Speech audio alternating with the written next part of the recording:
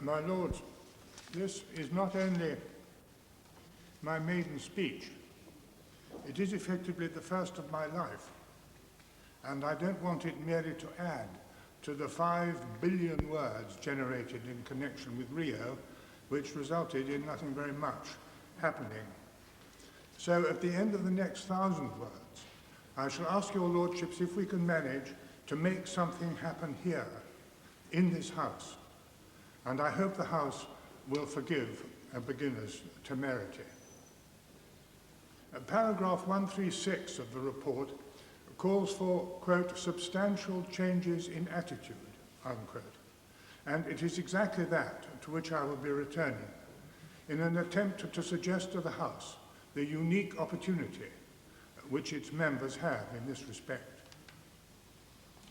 My Lords, our attitude to anything depends upon how we perceive it, and it is precisely our perception of our environmental predicament that is so confused that it inhibits response.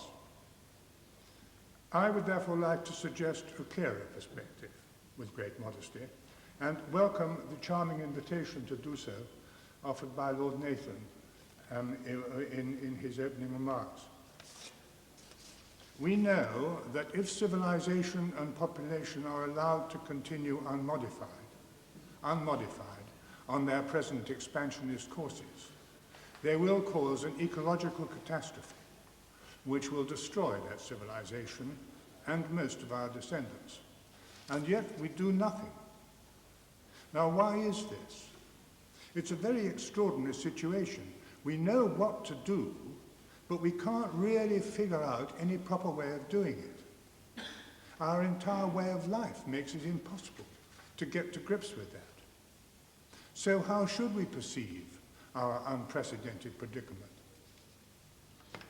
Humanity, in common with all life, as we know, obeys a survival instinct. Everything we do is motivated by that instinct. We invented the stone axe and then civilization so as to pursue the best interests of ourselves and our progeny. And it worked. It worked so well that it's upsetting the balance of nature upon which everything depends for survival. Thus, civilization doesn't any longer serve our best interests. It threatens them. And yet we are conditioned to perceive that civilization as normality. To have to perceive normality as wrong because it threatens our survival is what makes it so difficult for us to think how to respond to the present situation. And so all we do, for the most part, is to try to titivate our deadly civilization, hoping to keep it going more or less as it is. This is not, as we know, strictly speaking, a political issue. Since it threatens us and the civilization we have evolved, it is in fact an evolutionary issue, an unprecedented issue, the crux criticorum of our civilization. So how do we face up to it?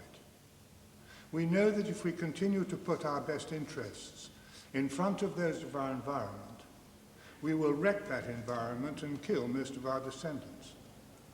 If, however, we choose to put the needs of that environment just a little bit in front of our own, not only will it survive, and therefore us too, but we will also have established a new basis for evaluating our way of life, a new basis for thinking out how to do the things that we know have to be done.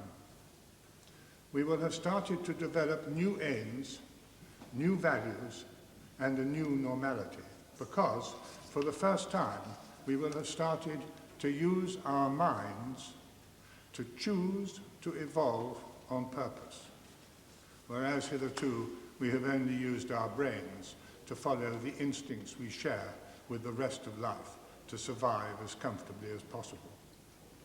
Now, the decision to act like this cannot be imposed. For one thing, pollution, and I mean pollution in the widest possible sense, which is very wide indeed, pollution is caused by all of us, individually and collectively. And it is only the unique problem-solving propensity of the human mind, working individually and collectively, that is going to figure out how to evolve on purpose by putting the needs of the environment just that little bit in front of our own so that it survives and therefore so do we. But this propensity needs a catalyst, an inspiration. People are anxious and afraid, particularly the young.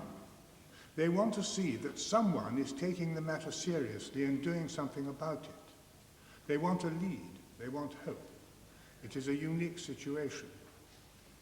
And this house is a unique institution. I don't need to labor its experience, its expertise, nor most importantly, its probity and its influence. At the moment, my lords, it wears many hats. We put on our green hats and address ourselves to environmental problems. Then we take them off and go back to organizing our old, unsustainable civilization.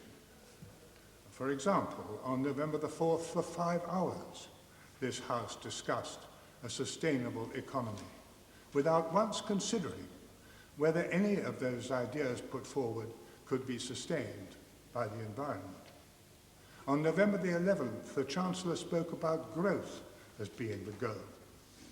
He ignored all the work done on limits to growth as being the only route to salvation. The plea to which I have been leading, my lords, therefore is this: could this House keep its green hat always on? Could your lordships individually look at every piece of business that comes before them to see if there could possibly be a practical and workable way of doing it that put the interests of our habitat just a little bit more nearly in front of our own, and to acknowledge that that was what they were doing. That's the important thing, to acknowledge it. The change of attitude mentioned in paragraph 136 of the report would then have begun here.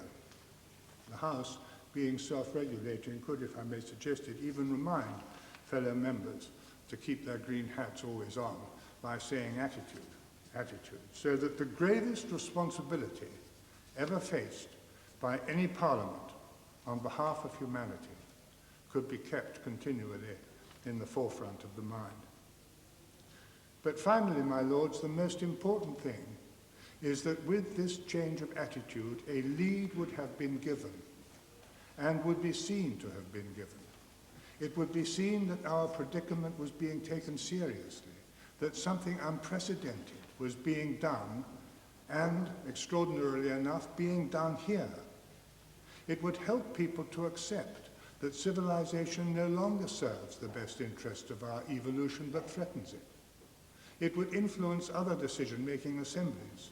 It would provide a catalyst to precipitate out of public anxiety our unique problem-solving capacity to evolve a way of doing what we know must be done, to evolve the acceptance of the fact that unless we choose to evolve on purpose, catastrophe awaits.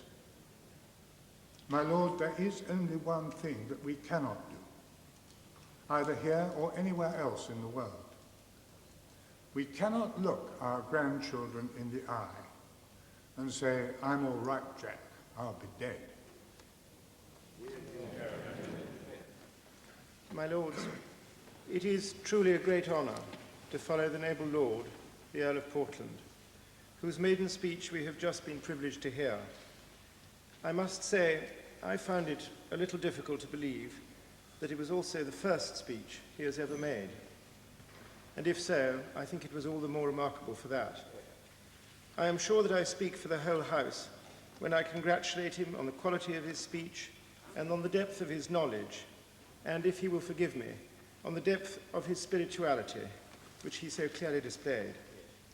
I am sure that all noble lords join me in hoping that so much time will not elapse again before he speaks to us.